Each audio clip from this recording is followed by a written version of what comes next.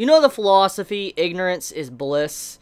That entire quote right there, that philosophy, perfectly summarizes this episode, or at the very least so far from what we have seen from this series. And in this case, ignorance is bliss was the downfall of our main character's society.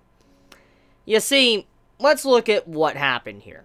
It's obvious that the elders, the Council of the Elders, knew a lot. They knew what was outside, what was going on, the different wars and stuff like that. They obviously had a lot of knowledge of what was going on the outside. They probably had knowledge that they were being hunted down as well. However, because of how they acted and their philosophy, ignorance is bliss, and they didn't want to tell their society and let them know and keep them informed, in turn caused it to where this couldn't have been prevented. For instance, if they would have said something a long time ago when they first established the Mudwell, they could have possibly have saved many lives. Many probably didn't have to die in this episode. Many could have possibly have continued to live on if the Council of Elders would have been intelligent enough to let the populace know. But they didn't. They felt like it's best to keep peace, keep them in ignorance, for they don't know what is really out there, for when it finally does strike, they will be defenseless and die instantly. And that's basically what happened. All of our characters that we've gotten to know in the past couple episodes, majority of them kicked the bucket. They're gone. And the reason for it is because they're defenseless. Their entire society was built up on peace. And in a way, it's not a bad thing. Peace is relatively, obviously, a good thing. But that's the thing, though. Sometimes there can be false peace and also ignorance. And in this case, if they were informed, they would have been able to counter this with ease, but it'd still have had a little bit of peace. They would have had happier times. And it's just sad that this entire society is falling and they can't do anything. They can't even defend themselves because of how they were brought up and what, you know, their teachers and parents and all of them taught them. So, it's messed up.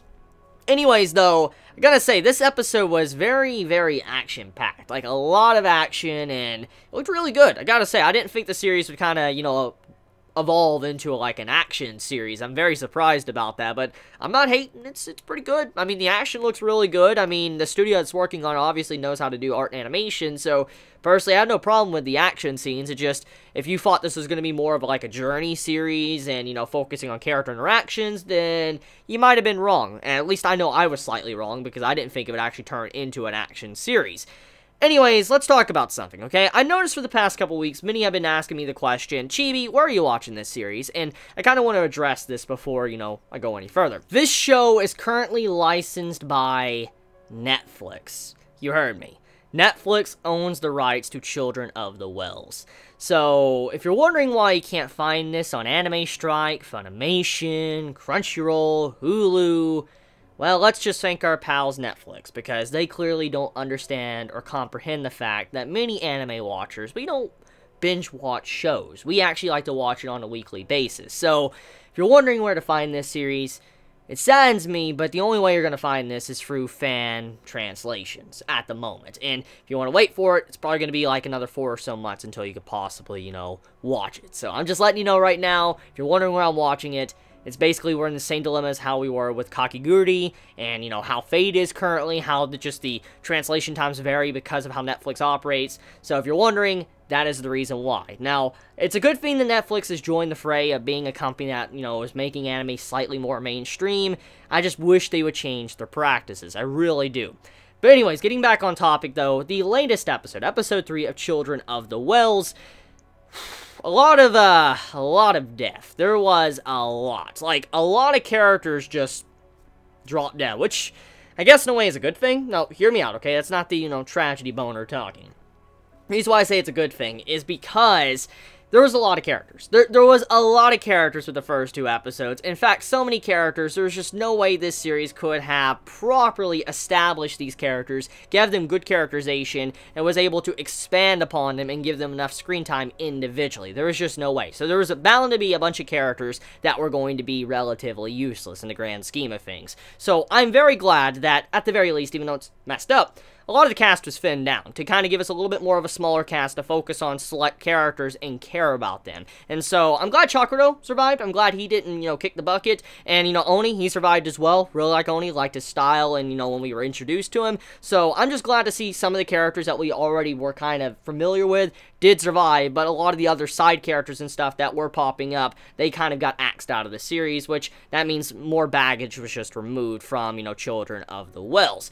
So anyways, this episode, the main concept of it, besides just the action, is basically everybody not comprehending what is going on and just seeing the absolute hopelessness of this society not being able to defend themselves whatsoever. And you see people just running around in ignorance, they're scared, they're crying, and then people are coming over just, slaughtering them like they're nothing, and then you have it to where, like, this self-defense force that should be protecting them is not even doing their job, and then, some are saying, hey, we shouldn't resort violence to violence, which is a good way to look at life and all that, but at the same time, when you have your entire civilization being slaughtered and people are dropping left and right, I think it's time to, throw away that philosophy of violence doesn't, help with more violence. It's best to just drop that act and just try to defend yourself. And so, like I said, the overall upbringing of the society was the big downfall, and I think that was the main concept of what the episode was really trying to show. And if the series dives into more stuff like this, I truly will be happy, because I love series and anime that dive into, like, a philosophical tone. It lets you just try to think about, like, the message here, and it's not necessarily the stuff that happens within the episode, it's just the meaning of it. And I guess that's what this episode is really trying to show, because when you look at this episode, it's a very simplistic episode. I mean, there's not a whole lot we really learn. I mean, there was stuff with Lycos and all that, and how we found out about her brother, and how her brother basically doesn't care about her, the people without emotions, and they were hunting, these people down, the people in the Mudwell, as heretics, and that's basically the major crucial information we got, and also how she's going to be like a sample, basically. She's sample number 4, so apparently there was like 3 other samples or whatever, so I'm very curious about that. But overall, the concept of this episode was very simplistic. There wasn't a whole lot going on in terms of just, information-wise. I think this is the one that lacked the most. But it was still a good episode. It wasn't an amazing episode. Art and animation, though, did look good, though. So, let me know your thoughts in the comments below, how you felt about this week's episode of Children of the Wells. Did you enjoy it? Did you hate it? How do you feel about all the different things that happened throughout this episode and how the, cast got trimmed down? Let me know your honest thoughts. If you like my content, please subscribe. If you like this video, please leave a like. Love you guys. You have a wonderful day or night wherever you live. Please be safe. Chibi out.